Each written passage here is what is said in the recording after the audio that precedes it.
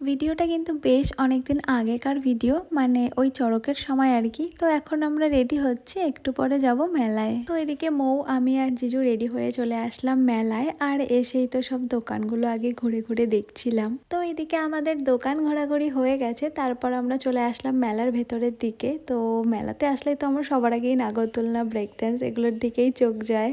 আর আমার তো সব থেকে বেশি ভয় লাগে এই নাগরদোলনায়। অন্য রাইডগুলোতে তাও আমি উঠতে পারবো, কিন্তু এই নাগরদোলনায় কখনোই উঠতে পারবো না। আর মেলার মধ্যে না এই রাইডটা এবার আমি প্রথম দেখলাম, আমি আগে কখনো দেখিনি। তো আমাদের মেলা ঘোরা হয়ে গেছে, এবার যাবো আমরা ফুচকা খেতে। তো চলে আসলাম ফুচকার দোকানে। আর আমরা না মেলাতে ওই 1 ঘন্টা মতন ছিলাম, বেশিক্ষণ ছিলাম না। তো মেলা থেকে তেমন কিছুই আমাদের খাওয়া হয়নি, কারণ মেলার তেমন কিছুই খেতে আমাদের ভালো লাগেনি। যেহেতু মেলা থেকে কিছুই খাইনি, তো মৌ বললো ওদের ওদিকে নাকি একজন ভালো ফুচকা বানায় খুব। তো এই জায়গাটার নাম না আমি ভুলে গেছিলাম। তো প্রথমে আমরা খেয়ে নিলাম জল ফুচকা, আর তারপর আমাদের জন্য নিয়ে আসলো জিজু দই ফুচকা। আর এখানকার জল ফুচকা আর দই ফুচকা কিন্তু ভীষণই টেস্টি ছিল। তো ফুচকা খাওয়ার পর আমরা চলে আসলাম এদিকে আর একটা মেলায়, এখানে হচ্ছিল ফাংশন। আর এদিকে আমরা না কোনো একটা টপিক নিয়ে হাসাহাসি করছিলাম, তো এখন আমি ভুলে গেছি কি নিয়ে আসছিলাম। তো হঠাৎ করে ঘুরতে ঘুরতে না আমার এই মাটির খেলনাগুলোর দিকে চোখ গেল। ছোটবেলাতে কিন্তু এই খেলনাগুলো আমার অনেকই প্রিয় ছিল।